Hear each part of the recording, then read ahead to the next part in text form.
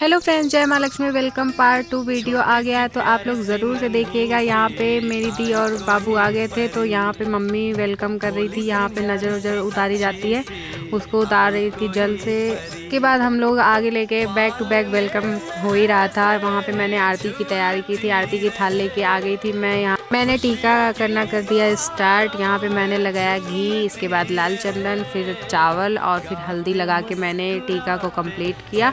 और प्रीति दी के साथ आई थी मेरी प्रिया दी की जेठानी की लड़की, जो कि वो भी साथ में ही आई थी, तो मैंने उसका भी टीका किया और उसके बाद उसकी भी आरती उतारी। उसको बहुत ही ज़्यादा हंसी आ रही थी और फैशन इतना था कि इनके नाक पे बिल्कुल भी चंदन ना गिरे। और इसके बाद फिर मैंने बाबू का छाप लिया और उसके बाद हम इनको वेलकम के लिए अंदर ले गए। यहाँ पे मैंने ये थोड़ी बहुत डेकोरेशन कर दी थी घर के ही सामानों से और बाबू को लेटा दिया था और यहाँ सब बैठ गए थे। फिर मैंने चाय नाश्ते की व्यवस्था की।